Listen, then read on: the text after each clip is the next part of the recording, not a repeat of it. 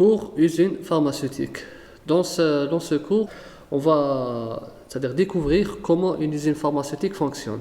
Donc, ce cours, les objectifs de ce cours, c'est de découvrir comment une unité fonctionne et il est surtout destiné c'est-à-dire aux étudiants qui n'ont pas encore visité une usine pharmaceutique.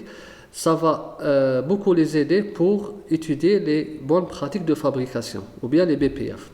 Donc, pour voir le sommaire, donc, on a les objectifs, d'accord? On va parler du principe actif, le produit fini, la fabrication, le contrôle des médicaments. On va parler de quelques documentations et réglementaires et on termine par un résumé.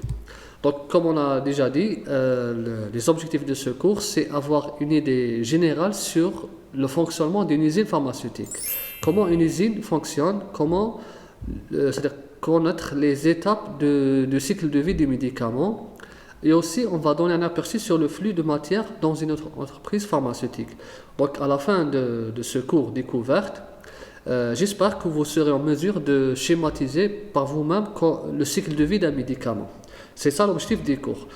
Ça va être vraiment un cours pas trop détaillé, vraiment assez léger. On peut dire que c'est un public général, c'est-à-dire il n'est pas vraiment destiné pour un public précis. Donc, on commence d'abord par le principe actif.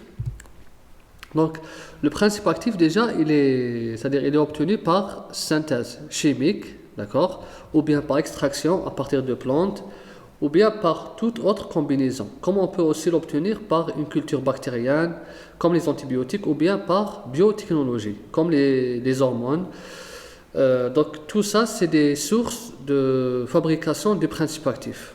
Mais nous, dans ce cours, on va se focaliser plus sur la synthèse chimique. Aussi, comme vous le savez, le principe actif, il est responsable de l'effet thérapeutique des médicaments. Donc, dans un médicament, on a toujours une substance qui est responsable de l'effet biologique. Sa fabrication, elle commence par des matières premières. Donc, les matières premières qu'on utilise pour la fabrication d'un principe actif, c'est des matières qui doivent être identifiées par leurs propriétés chimiques et leur structure. Donc, les deux sont connus. Donc, toute matière première, donc là, on va écrire là, ça va toujours être une note en parallèle. Donc, toute matière première, elle est identifiée, c'est-à-dire elle a une structure chimique connue,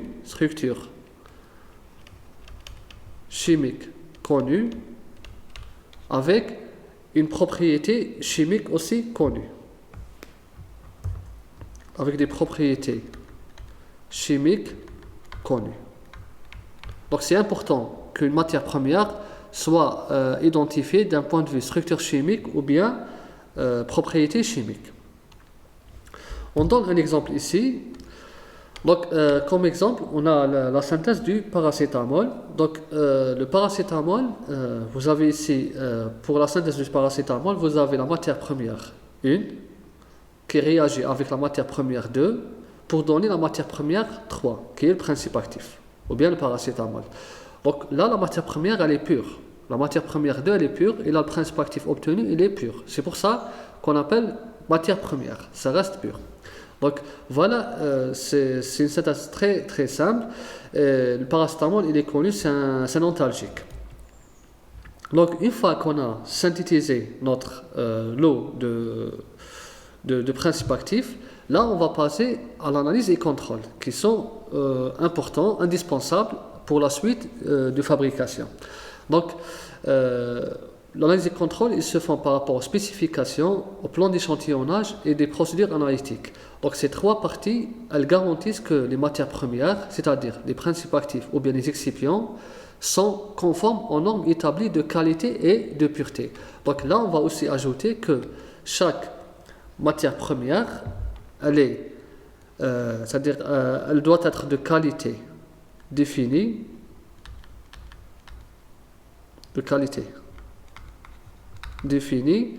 plus elle doit être d'une pureté élevée, d'une pureté grande pureté. Donc voilà les caractéristiques de la matière première. Donc là, vous avez une matière première qui a une structure chimique connue, avec des propriétés chimiques aussi connues, et aussi la matière première, surtout celle obtenue, comme le principe actif, et le principe actif ou bien les excipients, le principe actif ou bien les excipients, les deux ont une qualité définie et une pureté grande. Les spécifications doivent inclure le contrôle des impuretés. Donc on a trois types d'impuretés. Donc vous avez des impuretés organiques, inorganiques et des impuretés de type solvant résiduel. D'où elles proviennent?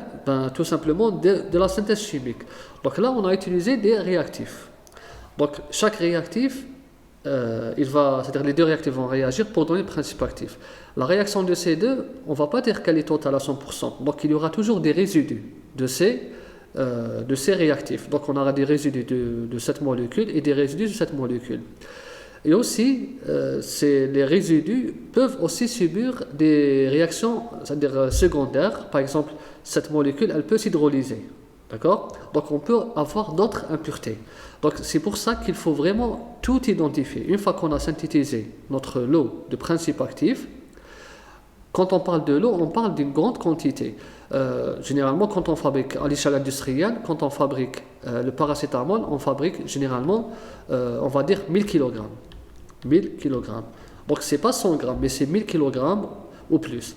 Donc, les 1000 kg, ils vont être répartis par lot. Donc, on aura différents lots. Donc, vous aurez par exemple 10 lots de 100 kg.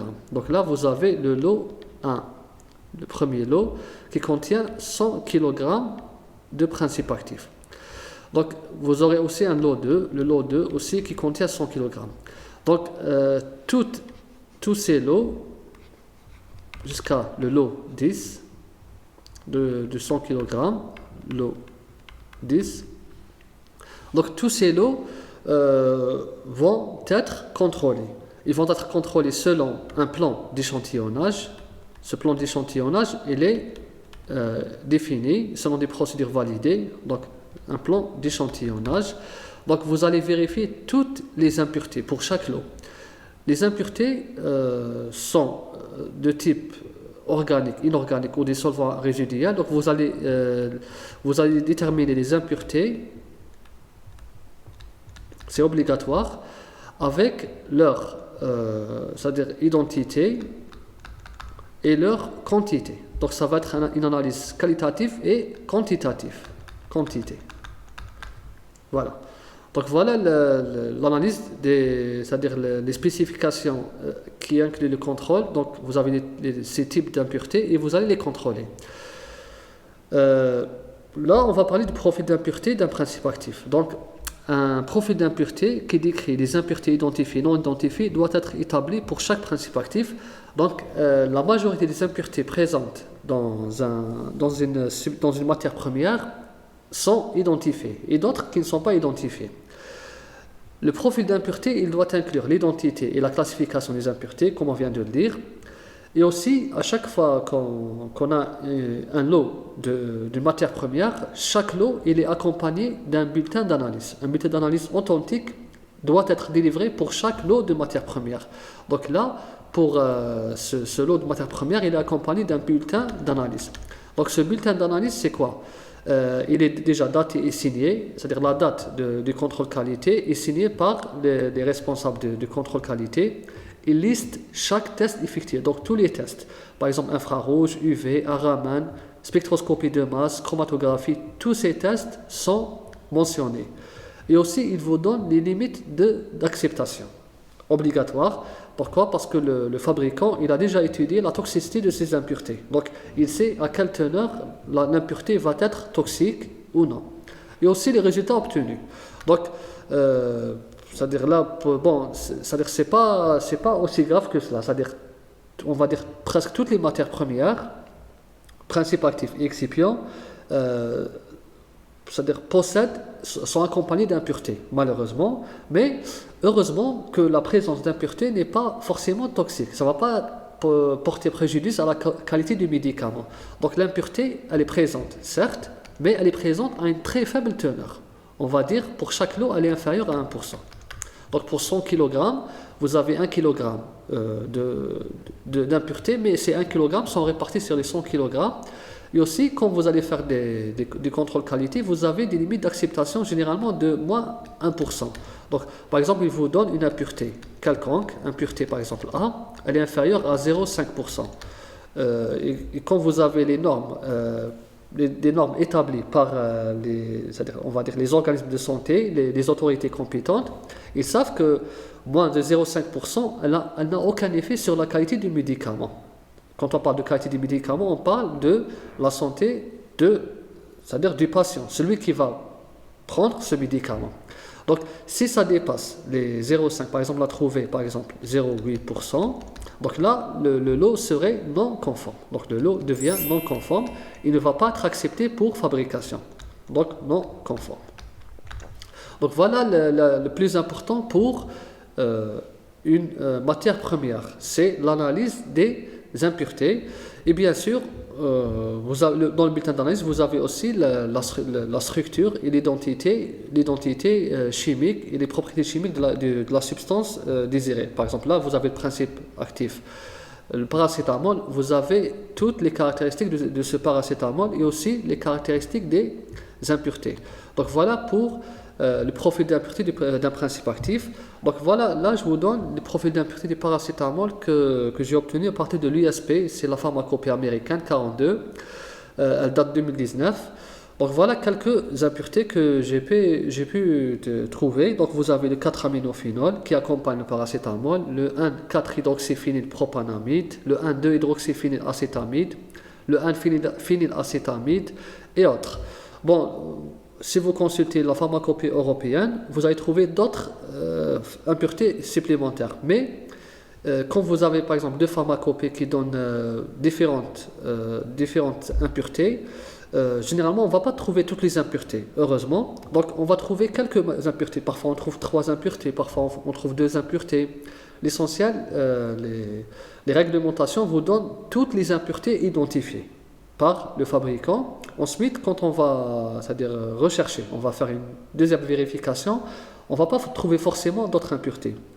Même on peut trouver d'autres impuretés, mais non identifiées. Même les impuretés non identifiées, quand on a une impureté, donc là, A, c'est-à-dire elle est identifiée.